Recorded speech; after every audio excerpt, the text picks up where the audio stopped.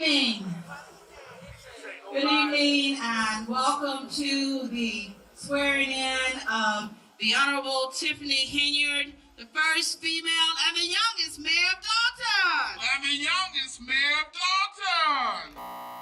Hi everyone, welcome back. This video has been a long time coming and I've been putting it off because it required a bit more research to pull everything together. Today's video is based on a comment I received a while ago when I first started reporting on Tiffany Henyard. I want to start by thanking the commenter for being so kind and courteous in their response. When I first began covering this topic, I didn't know much, and their respectful approach meant a lot.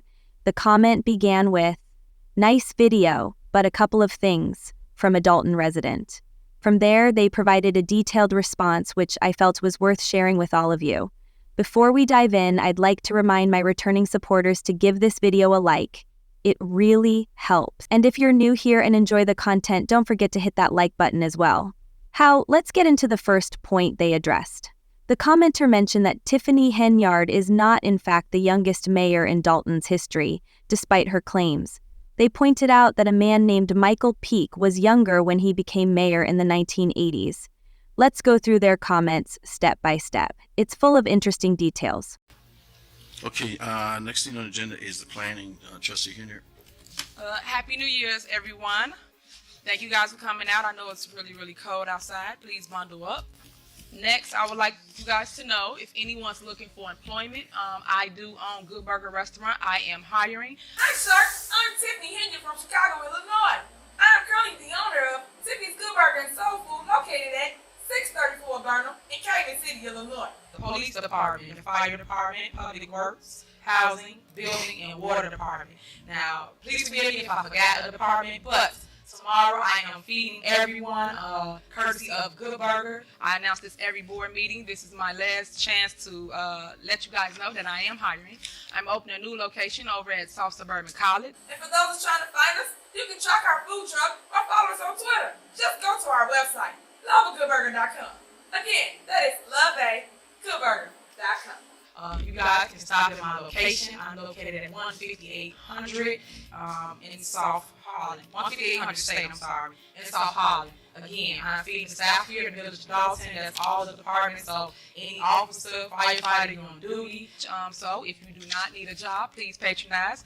We will be open from 7 a.m. to 3 p.m. Monday through Friday. I'm looking for cashiers, cooks, line cooks, assistant managers, and managers. My business is a fast food carry-out restaurant.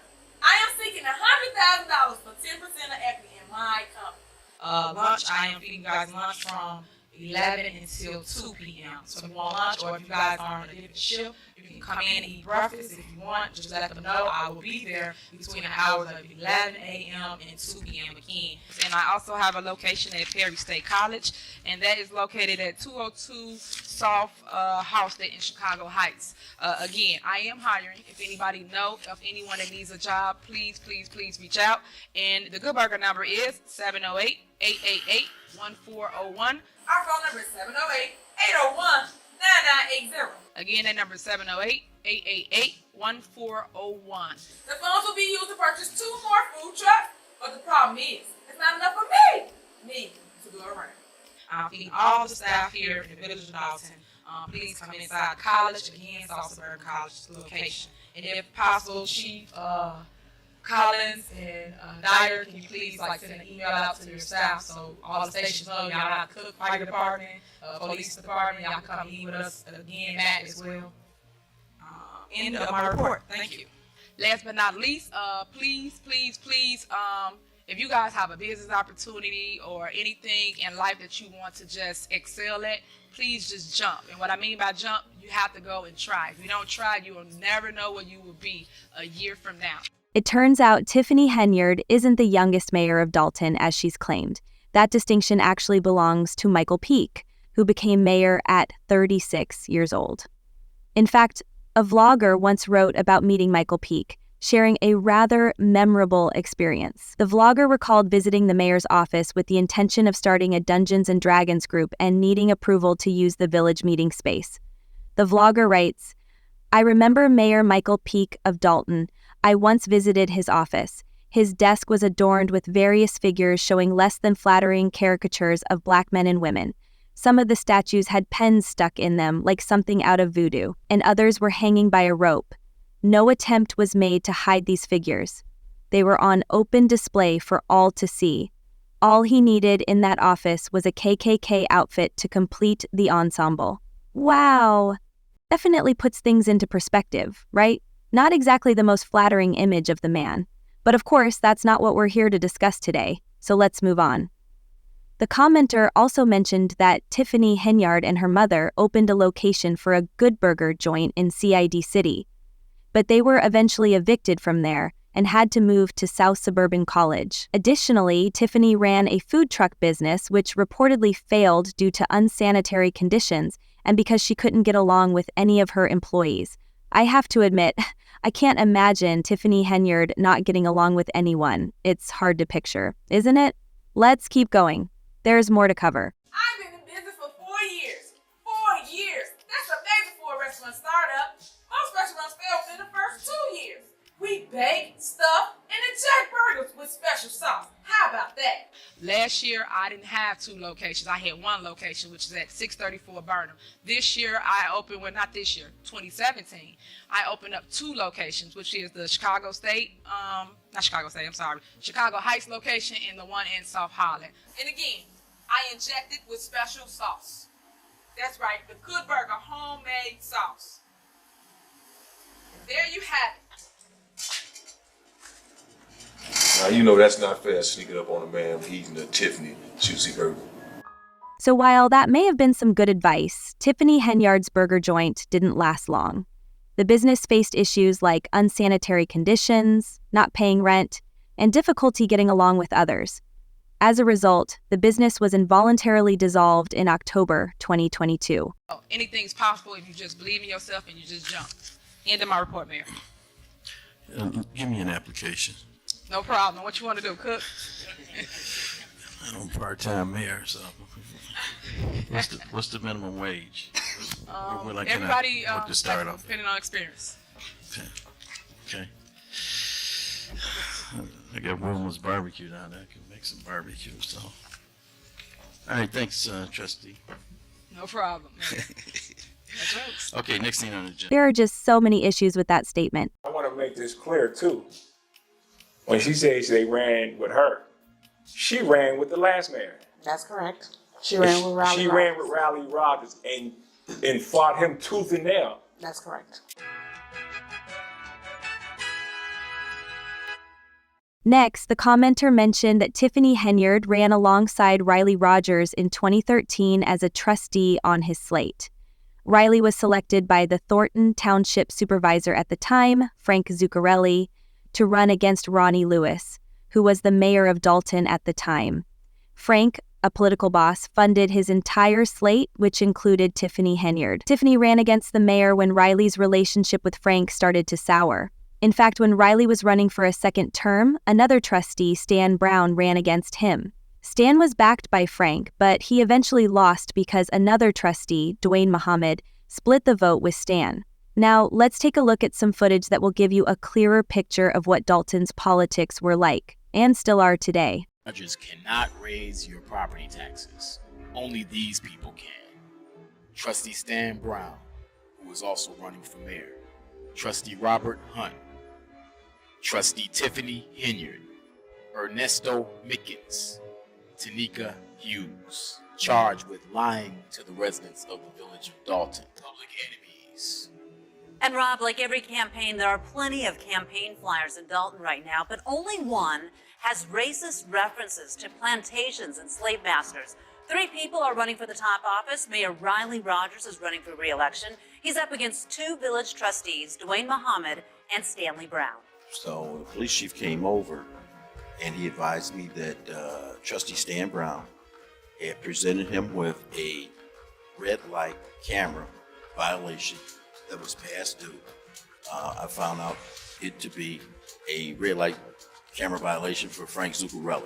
You know, you don't fix tickets. Stan Brown is not even in office as mayor yet, but he is an elected trustee, and he wanted the police chief to actually fix this ticket for Thornton Township Supervisor Frank Zuccarelli. This is the political flyer showing elected officials in Dalton wearing black and white jail suits. One of them on the far right is mayoral candidate Stanley Brown. That piece of literature is taking us black folks back over 100 years. You know, Stanley Brown talked about connections. And but this is how Frank Zuccarelli does things and with trustees. And that's the type of connection that he's talking about, to fix tickets. Now, that's the way that Frank Zuccarelli runs things, but that's not the way I run things here in the Village of Dalton.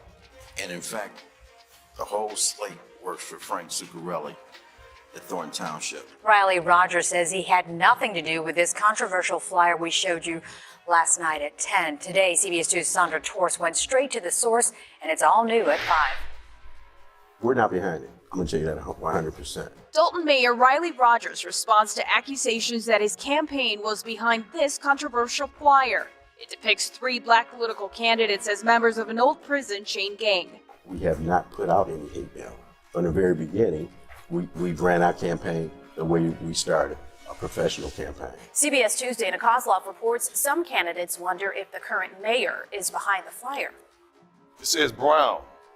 Thought Uncle Tom's were long gone. Dalton trustee and mayoral candidate Stanley Brown says this racially charged letter showed up in his mailbox, along with flyers scribbled with racist remarks. I'm disappointed. That mail arrived just days after this flyer appeared in the south suburb. Brown's face is superimposed on a chain gang figure, along with the faces of fellow trustees Robert Hunt Jr. and Tiffany Henyard.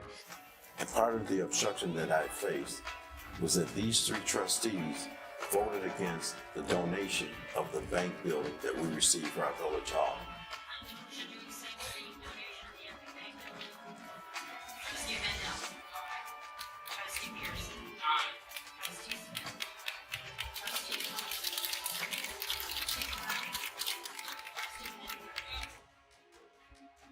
Clout-wielding Thornton Township Supervisor Frank Zuccarelli is in the foreground. Does this cross the line?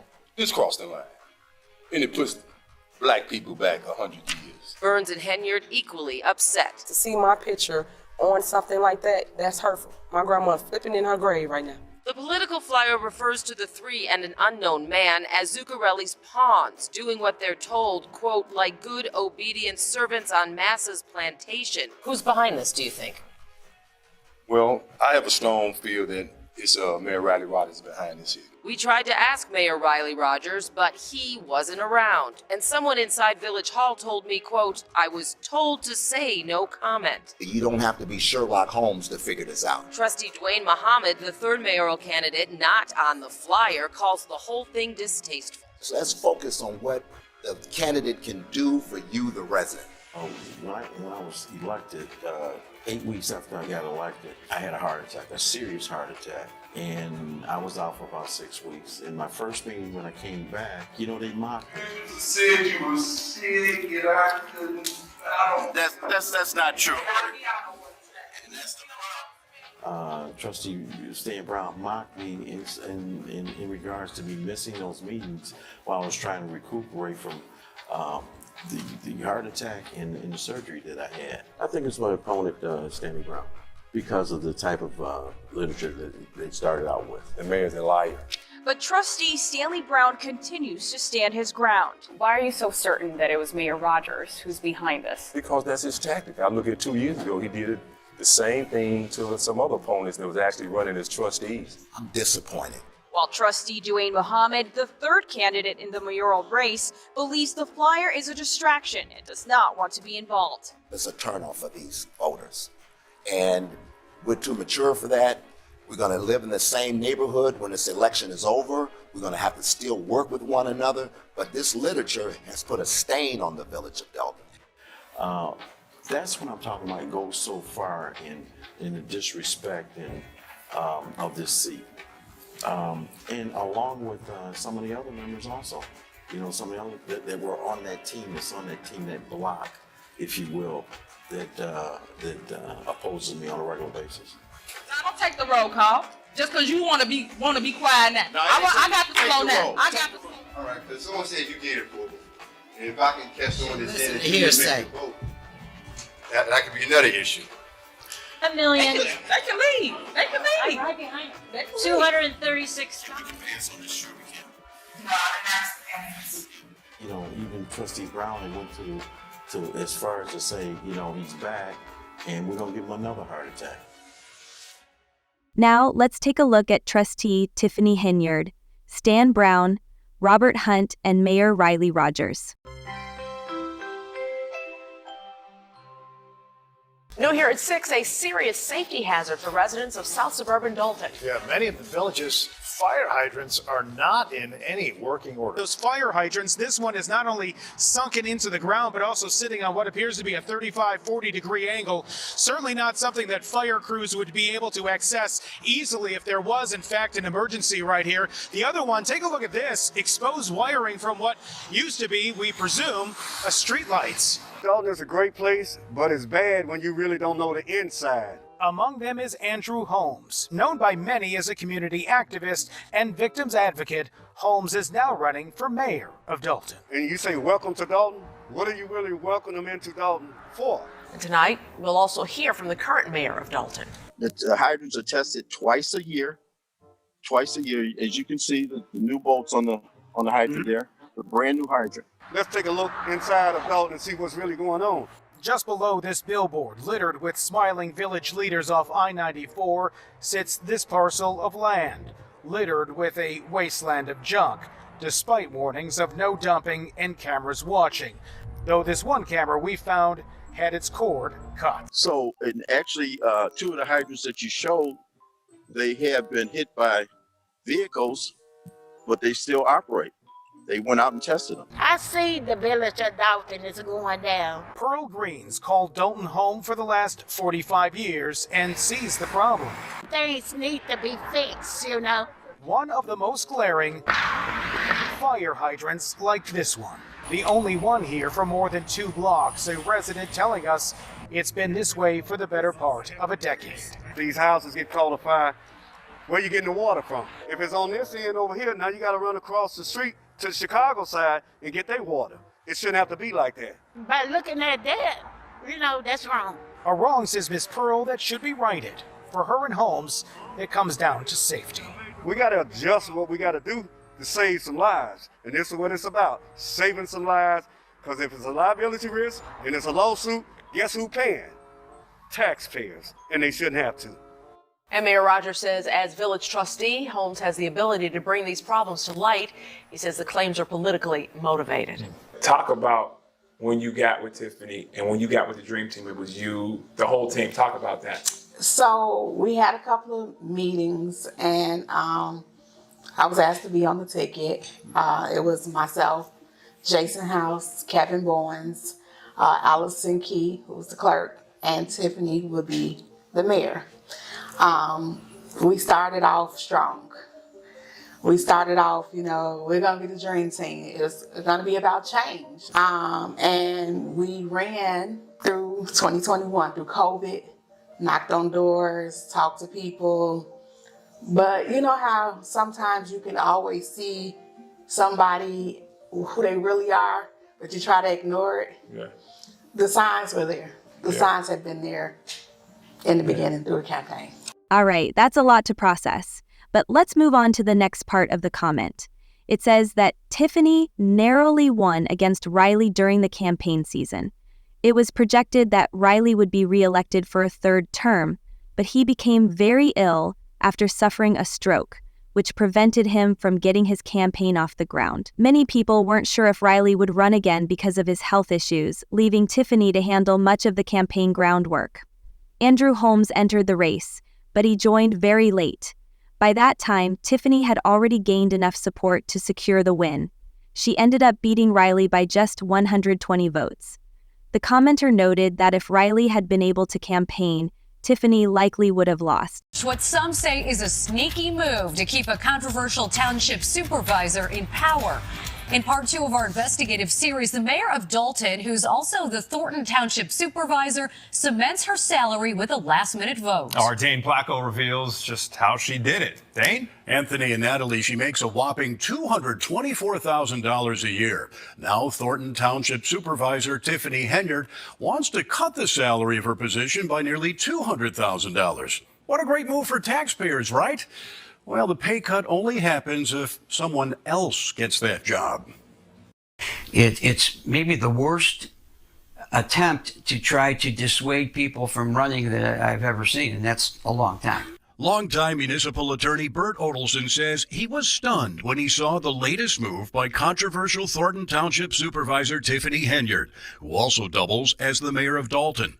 2 weeks ago, the Township Board passed an ordinance that allows Henyard to continue collecting her $224,000 a year salary.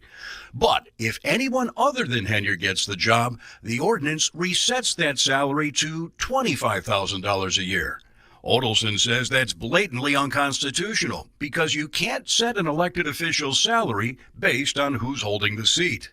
You put a salary to attach to the job, to the officer. So it is a blatant attempt to dissuade other people from running and to allow the current supervisor to maintain the $250,000 or whatever it is, obnoxious salary. I didn't receive any information, actually literally till I sat down for the meeting. No, So you didn't know this was coming? No. Thornton Township trustee Chris Gonzalez says he didn't vote for the ordinance because he was handed the 7-page document at the start of a meeting and didn't even have a chance to read it.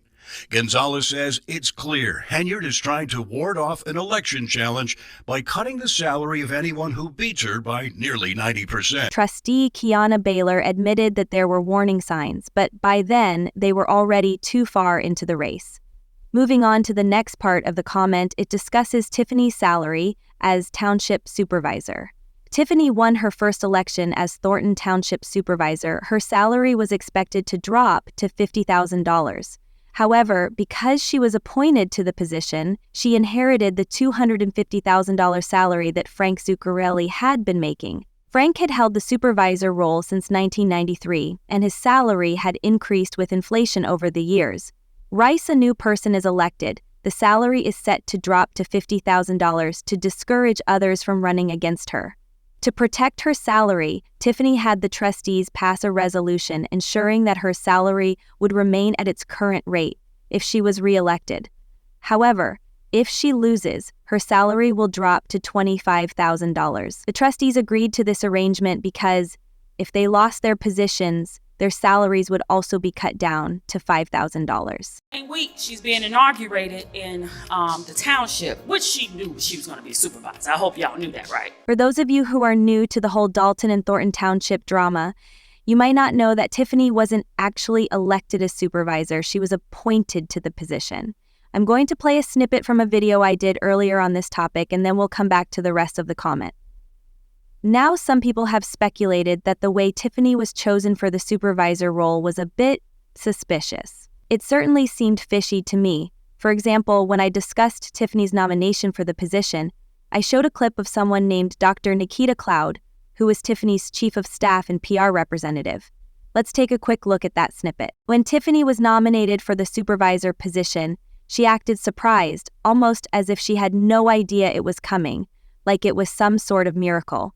But based on what Dr. Nikita Cloud, Tiffany's former chief of staff and PR representative, said, Tiffany knew as early as January 5th that she was either going to be supervisor or was planning to become supervisor. Tiffany sounded pretty confident about securing the position, almost as if she knew she had it in the bag. The former supervisor, Frank Zuccarelli, passed away on January 3, 2022. After his death, the trustees had only 60 days to select a replacement.